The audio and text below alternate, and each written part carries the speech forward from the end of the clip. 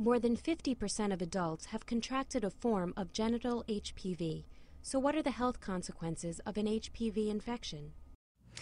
The human papillomavirus, or HPV, is an extremely common viral infection. There are about 40 varieties that infect the genitals and which can be passed through sexual contact even if a person is not exhibiting symptoms. Genital HPV's effects on health can be severe and will vary depending on the HPV strain. After a person contracts HPV, his or her body can develop some immunity to it. That immune response can prevent symptoms should a person be reinfected or if their infection lingers. Each strain of HPV has a particular effect on the body. The one that causes genital warts, for example, doesn't cause precancerous lesions. But it is possible to be infected with multiple strains of genital HPV at the same time. Some strains of the virus don't have an impact in the body. With no symptoms, a person may not even know they have HPV. Other strains produce genital warts, which may appear as a single swelling or a rash. These pink or flesh-colored bumps are usually soft to the touch. Most have a unique cauliflower-like shape that is raised and bumpy.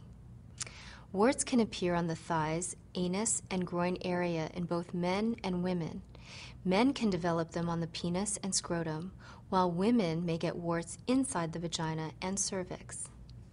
Genital warts are generally harmless. However, more severe health problems will follow from infection with one of the 13 high-risk strains of genital HPV. If someone contracts high-risk strains repeatedly or develops a lingering infection, the long-term damage can prompt precancerous or cancerous tumor growths to form. In women, persistent genital HPV infections are a precursor to both cervical and vaginal cancers. In fact, a person cannot contract these cancers unless they've had genital HPV.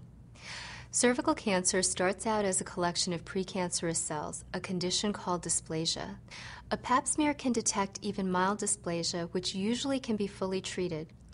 In rare cases, prolonged infections in men can also lead to penile cancer. Both men and women are also susceptible to cancers of the anus, mouth, and throat as a result of repeated infections with the HPV strains targeting these areas. This means that anal and oral sex are not without HPV risks. If an HPV infection is caught early, a doctor can begin treatments to prevent precancerous growths from becoming cancerous. Genital HPV has no cure, but its symptoms can be treated. For this reason, it's important to talk to your doctor about safe sex precautions and STD testing. If you thought that clip was interesting, check out all of our videos only at sexhealthguru.com.